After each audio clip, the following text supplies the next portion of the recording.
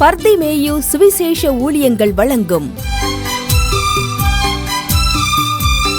நற்செய்தி நேரம்.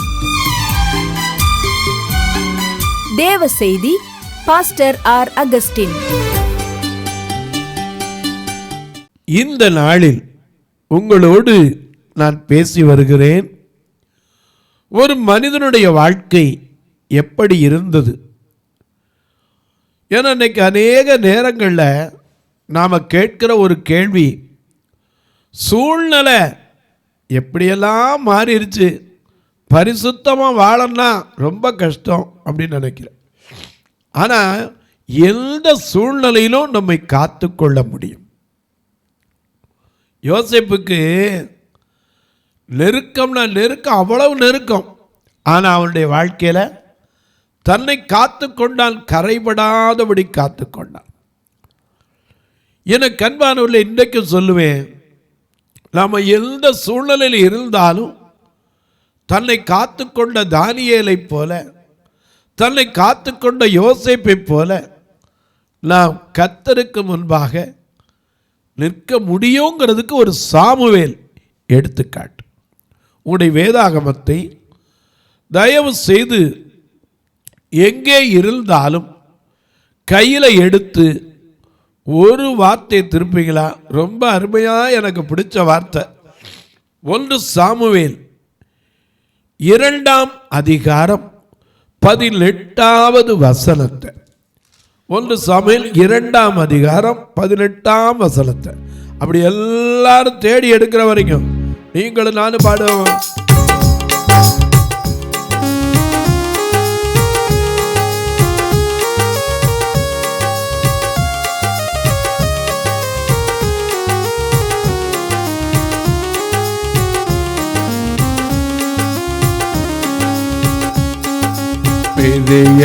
மாணவனே, ஆத்துமா வாழ்வது போ எல்லாவற்றிலும் வாழ்ந்து சுகமாய் இரு மகனே. பிரிய மாணவனே, வாழ்வது போ எல்லாவற்றிலும் வாழ்ந்து சுகமாய் இரு மகனே.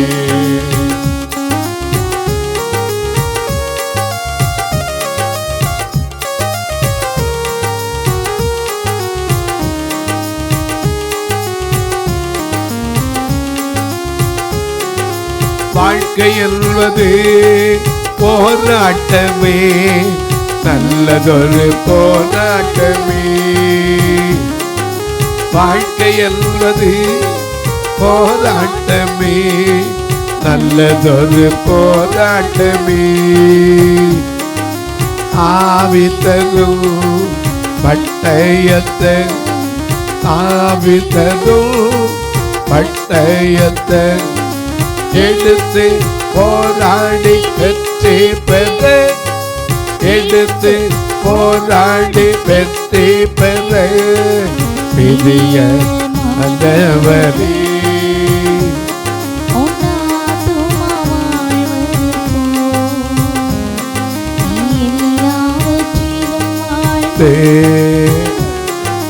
சுகமாய் மகனே.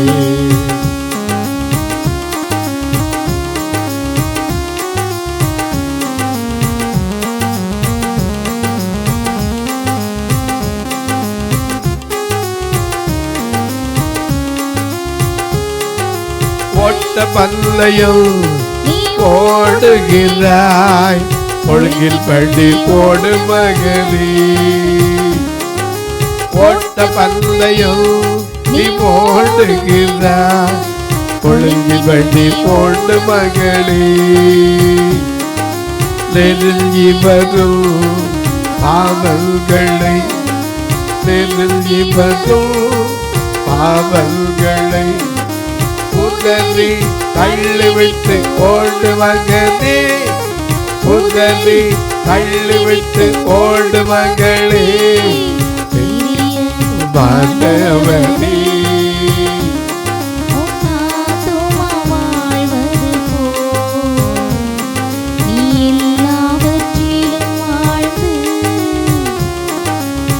சுகமாயிரு மகனே, பெரிய மாணவனே.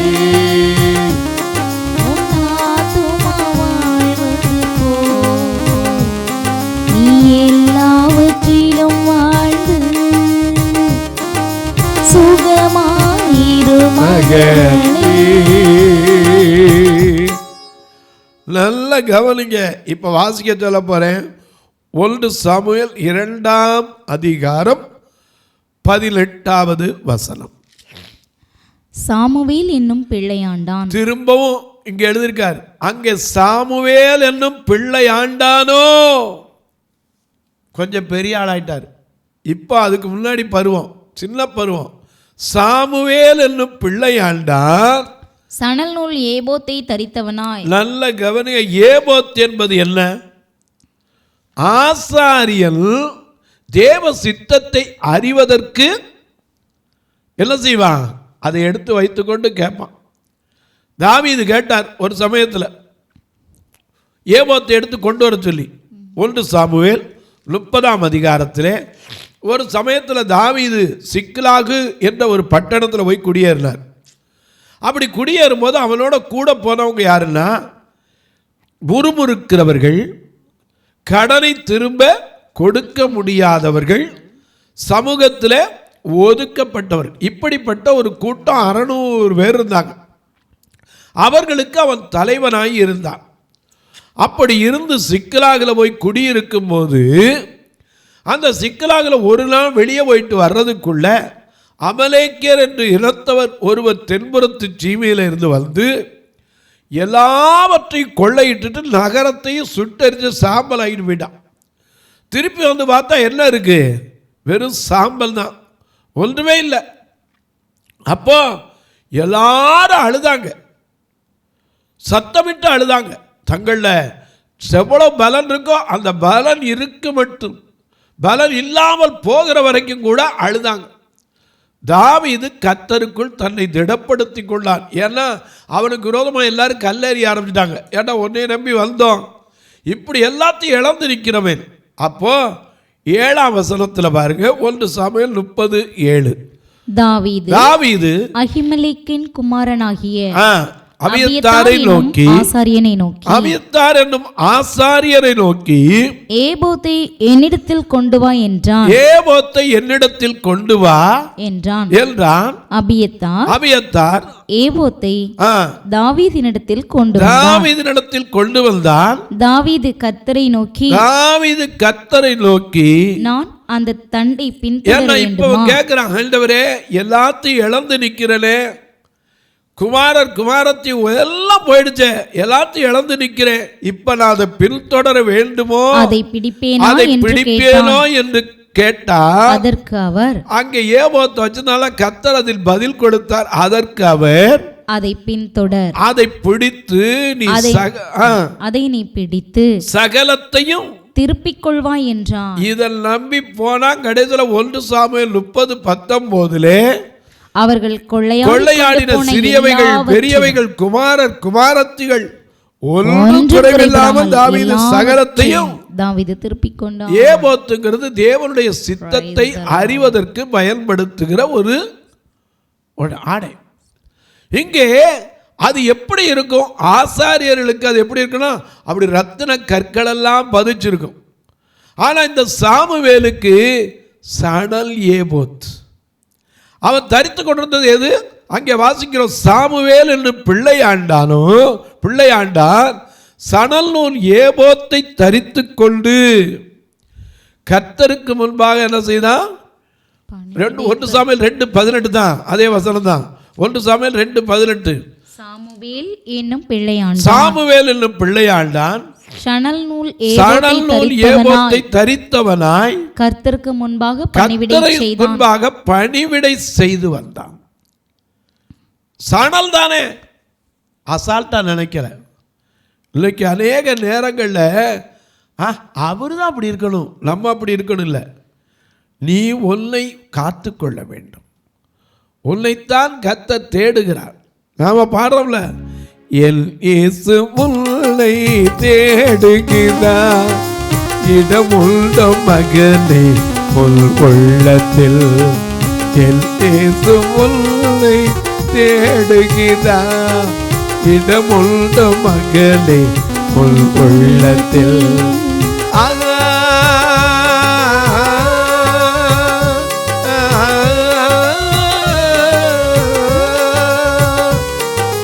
இயேசு உன்னை தேடுகிறார். இடமுள்ள மகனே உன் உள்ளத்தில். ஆண்டவர் நம்மிடத்தை தேடுறார். அன்னைக்கு ஆசாரியர்களுக்குன்னா அது தனியா இருந்துச்சு. எனக்கு அன்பார்களே, இந்த சாமுவேலுக்கு சணல் நூல் ஏபோத். ஆனால் அதை உடுத்திக்கிட்டு நான் என்ன ஆசாரியனா அப்படின்னு நினைக்கல. கர்த்தருக்கு பயந்து நடந்தான், பணிவிடைக்காரனாக இருந்தான். ஏலிக்கும் பணிவிடை செய்தான், கர்த்தருக்கு என்ன செய்தான்? பணிவிடை செய்தான். அது மட்டுமல்ல, இந்த சாமுவேல் தேவ சத்தம் கேட்கிறவனாக இருந்தான். சின்ன வயசுல தான் கேட்டான்னு நினைப்பீங்க, அவன் வளர்ந்த பருவத்திலையும் கேட்டான். உதாரணமாக பாருங்க, 1 சாமுவேலின் புஸ்தகம் 9ஆம் அதிகாரம் 15ஆம் வசனத்தை வாசிக்க கேட்போம். 1 சாமுவேல் 9ஆம் அதிகாரம் 15ஆம் வசனம். சவுல் வர ஒரு நாளுக்கு முன்னே, சவுல் வருவதற்கு ஒரு நாளைக்கு முன்பே கர்த்தர் சாமுவேலின் காது கேட்க, ஹலோ, சாமுவேலின் காது கேட்க, நாளை இந்நேரத்திற்கு பென்யமீன் நாட்டானாகிய ஒரு மனுஷனை உன்னிடத்தில் அனுப்புவேன். அவனை என் ஜனமாகிய இஸ்ரவேலின் மேல் அதிபதியாக அபிஷேகம் பண்ண கடவாய். அவன் என் ஜனத்தை பெலிஸ்தரின் கைக்கு நீங்களாக்கி ரட்சிப்பான். என் ஜனத்தின் முறையிடுதல் என்னிடத்தில் வந்து எட்டினபடியினால் நான் அவனை கடாட்சித்தேன் என்று சொன்னார். சாமுவேல் சவுலை கண்டபோது, ஐயா, சாமுவேலுக்கு பயம். ஐயோ, இவ்வளவு நாள் அவன் தான் பொறுப்புல இருந்தான், நீ ராஜா வந்துட்டாரு, என்ன யார் தேட போறான்? ஆண்டவர் அவனை பார்த்து, எப்பா, நான் ஒன்னு ஜனங்கள் ஒன்ன தள்ளலப்பா, என்னத்தான் தள்ளிட்டாங்க, ஒன்ன தள்ளல, நான் உன்னை கிங் மேக்கர் ஆக்குறேன், ராஜாவை உருவாக்குற, அபிஷேகிக்கிற பெரிய பாக்கியத்தை உனக்கு என்ன செய்கிறேன்? கொடுக்கிறேன். ஏன்னா இதை சாமுவேல் தான் முதல் ராஜாவை யார் சொல்லி அபிஷேகம் பண்ணா? சாமுவேல் தான். அதே போல தாவீதை அபிஷேகம் பண்ணது யாரு? சாமுவேல் தான். எனக்கு அன்பானவர்களே, அவன் இப்ப மட்டும் இல்ல, முதிர் வயதில் கூட தேவ சத்தத்தை கேட்பான். ஏன்னா அவனுக்கு தேவ சத்தம் கேட்கு. சின்ன பிள்ளையா இருக்கும் போது கேட்டுச்சு. படுத்திருந்தான். ஏலி தாத்தா அங்கே இருந்தார். எல்லாம் வேலையும் செஞ்சுட்டு, பகல்லாம் வேலை செஞ்சுட்டு போய் படுத்திருந்தான். திடீர்னு ஒரு சத்தம் கேட்குது, சாமுவேலே, சாமுவேலே. உன்னை பார்த்தான். யார் கூப்பிடுறா? எந்திரிச்சு பணிவிட செய்கிறவன், சணல் ஏபோத்தை தரித்து கொண்டு கர்த்தருக்கு முன்பாக பணிவிட செய்கிற அந்த சாமுவேல் ஆசாரியனிடத்தில் அவன் போடுற ஏபோத்தில் கற்கள், ரத்தின கற்கள் எல்லாம் பதிக்கப்பட்டிருக்கும். ஊரியும் தும்மியும் பதில்லாத நேரத்தில் அந்த ஏபோத்தை எடுத்து கேட்கறதற்கு அவன் உரியவன். அவன்கிட்ட ஓடி போய் என்ன கூப்பிட்டீரேம்மா? அவர் இல்லைப்பா, நான் கூப்பிடல. 2ஆம் தரம் போய் படுத்தான். மறுபடியும் சத்தம் கேட்குது, சாமுவேலே, சாமுவேலே. அவன் ஒன்றா எந்திரிச்சு வந்து கூப்பிட்டேரே. இல்லைப்பா. 3ஆம் தரம் தான் அவருக்கு தெரிஞ்சு, பிள்ளையாண்டான யார் கூப்பிடுறா? கர்த்தர் கூப்பிடுகிறா. கர்த்தர் கூப்பிட்டு தான் ஏலியின் குடும்பத்திற்கு வரப்போகிற சாபத்தை குறித்து சாமுவேலிடத்தில் சொன்னார். இந்த சாமுவேலுக்கு அன்னைக்கு இருந்த வாழ்க்கையில் பிரஸ்டேஜ் ஒன்றும் கிடையாது. ஆண்டவர் என்ன சொல்றாரோ வச்சுட்டு அவனுடைய பயணமே எங்கே? ராமாவிலிருந்து அப்படியே போவான், போயிட்டு வாட்டு திருப்பி ராமாவுக்கு வந்துடுவான். அவனுடைய பயணம் அவ்வளோதான். அது மட்டுமல்ல, இவன் தேவ சத்தம் கேட்டவன் மட்டுமல்ல, சாட்சியாய் வாழ்ந்தவன். 1 சாமுவேல் 12ஆம் அதிகாரத்தில் பார்க்கிறோம். அவன் ராஜா அந்த இப்போ ராஜா வந்துட்டார். ஜனங்களெல்லாம் கூட்டி வச்சுட்டு கேட்குறான், நான் முதிர் வயது உள்ளவன் ஆயிட்டேன், கிழவன் ஆயிட்டேன். நான் என் சிறு வயதிலிருந்து இன்னைக்கு வரைக்கும் உங்களோட சஞ்சரித்து வரேன், வாழ்ந்து வரேன். என்னை குறித்து ஏதாவது ஒரு குறை இருந்தால் சொல்லுங்கப்பா. இன்னைக்கு நம்மால் அப்படி கேட்க முடியுமா? ஏன்னா இன்னைக்கு நாம் ஒவ்வொரு நேரமும் பாடுறோம். ஏன்னா நமக்கு தொட வேண்டியிருக்கு. துணை வேண்டும் தகப்பனே உலகிலே, என்னை எதிர்க்கும் சக்திகள் பல உண்டு. துணை வேண்டும் தகப்பனே உலகிலே, எதிர்க்கும் சக்திகள் பல உண்டு. என் ஜீவன் இல்லைங்கிலும் பரிசுத்தம் என எழுதும். என் ஜீவன் இல்லைங்கிலும் பரிசுத்தம் என எழுதும். பரிசுத்த கூட்டம் நடும் சொல்லி தேடும் சுத்த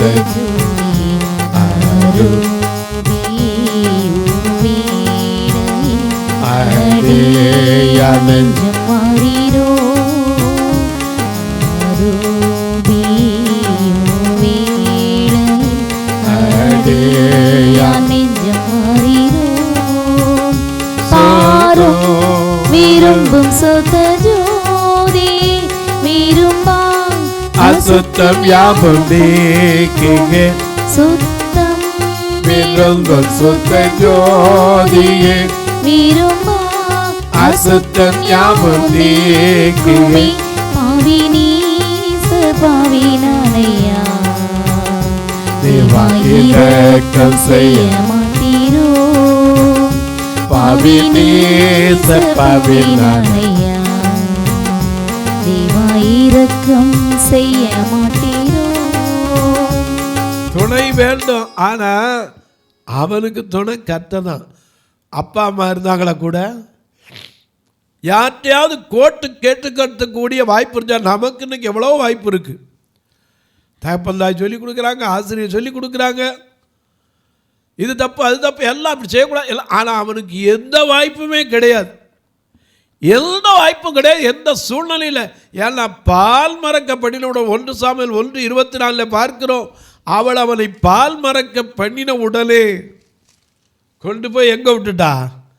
ஆசாரியன் இடத்துல விட்டுட்டு வந்தா. ஏன்னா ஆண்டவர்கிட்ட கேட்டதுதான், எனக்கு ஒரு ஆண் பிள்ளையை கொடுத்தால் அவன் உயிரோடு இருக்கிற நாளெல்லாம் கர்த்தருக்கென்று என்ன செய்வேன், அர்ப்பணிப்பேன்னா அதே போல கொண்டு விட்டு வந்தான். அங்கே இருந்த சூழ்நிலையோ எதிர்மாறாக இருந்துச்சு. பரிசுத்தம் நோ, தெய்வ பயம் நோ, பாவத்தின் உணர்வு நோ. இருந்த ஆசாரியர்களுக்கு பேர் மட்டும்தான் ஆசாரியர் பிள்ளைகள், அந்த தகுதியை தவிர ஒன்றும் கிடையாது. அப்படி இருந்த ஒப்பினி பினகாசோடு இவனும் டீனேஜராக இருந்த காலம். அந்த காலத்தில் சணல் நூல் ஏபோத்தை தரித்து கொண்டு கர்த்தருக்கு முன்பாக பணிவிடை செய்து வந்தவன் பேசுகிறான்.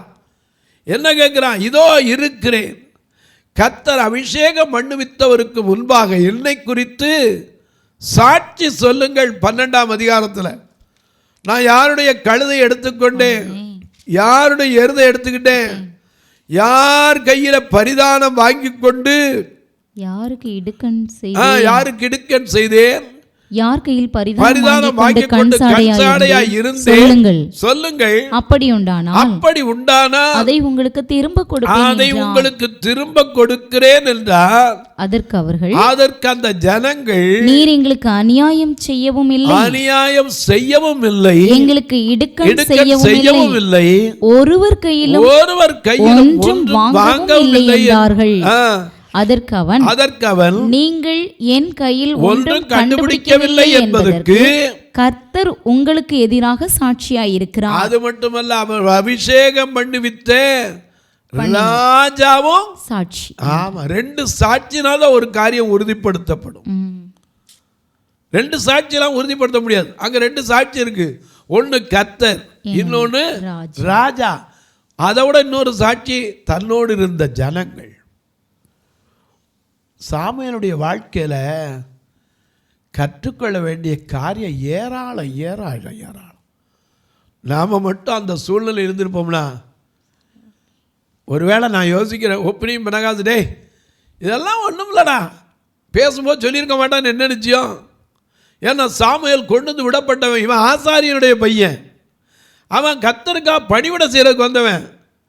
ஏதாவது போய் பேச முடியுமா, கேட்க முடியுமா, ஏதாவது சொல்ல முடியுமா? அவன் தெரியுமா, எங்களுக்கு தெரியாதா, நீ என்ன பாவம் புண்ணியம் எல்லாம் பேசுறது, எங்களுக்கு தெரியும் இருப்பான். அப்படிப்பட்ட சூழ்நிலையிலே அவன் கர்த்தருக்கு பிரியமாக வாழ்ந்தாங்கிறது உங்களுக்கு தெரியும். தேவ சத்தத்தை கேட்டவன் உங்களுக்கு தெரியும். ஆனால் மனுஷருக்கு பிரியமாக வாழ்ந்ததுனால தானே மனிதர்கள் சாட்சி சொல்கிறாங்க, நீங்கள் எங்கள் கையில் ஒன்றும் வாங்கலை, நீங்கள் பரிதானம் வாங்கவும் இல்லை, கண்சாடையாக இருக்கவும் இல்லை, எங்களுக்குரிய யார்ட்டையும் எதையும் எடுக்கலை, இதுக்கு நாங்கள் சாட்சி. ஜனங்கள் சொல்கிறாங்களே, மனுஷருக்கு பிரியமாக வாழ்ந்தான், கர்த்தருக்கு பிரியமாக வாழ்ந்தான். அதனால தான் இங்கே எழுதப்பட்டிருக்குது, சாமுவேல் என்னும் பிள்ளையாண்டானோ